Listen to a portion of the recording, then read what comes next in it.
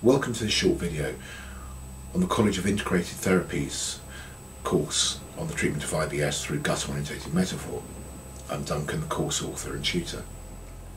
We believe that this course is one of the best researched and most up-to-date courses available on the treatment of IBS with hypnotherapy, and particularly gut-orientated metaphor.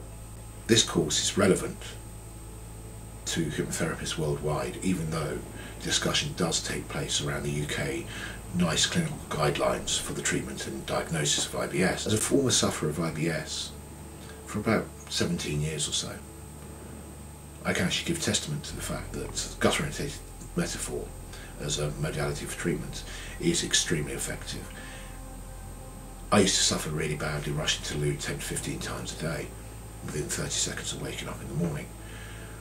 If I'm slightly symptomatic these days, it's probably because I pigged out on too many vegetables, such as sweet corn, or I had a very hot chilli with red kidney beans in it. My fault, and I should know better. This course is very much aimed at the thinking hypnotherapist. That's one who takes pleasure and pride in personalising treatment for their clients' needs. And we also believe that, having been designed as distance learning, so you've got the resources to dip in and out of as and when you need to or wish to, and with the fact that you actually create and submit a script for assessment to gain your certification, that you have greater validity in the eyes of your clients than an individual who's turned up for a day's training, is given some resource papers and a couple of sample scripts and a certificate of attendance.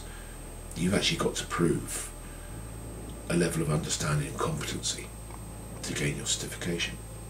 The important aspects of IBS that we in particular discuss in this course are not based on the outmoded idea of it being purely about gut motility, but far more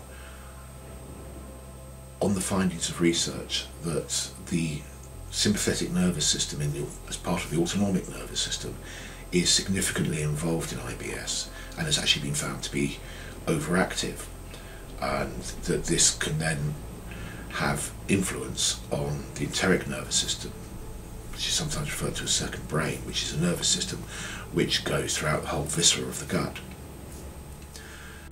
And there is another factor too, because IBS is not a simplistic syndrome or disorder. It has many, many factors to it. And one of the most important factors is actually hypersensitivity or hyposensitivity of the gut, particularly of the bowel. And this has an effect in the signals sent through to the brain to give notification of a need to empty. So in hypersensitivity, which will cause IBSD, the bowel actually cannot take much fecal matter before it has a need to empty. Or if you look at hyposensitivity, the bowel can actually have a lot of fecal matter that it contains before it sends a signal to the brain of a need to empty.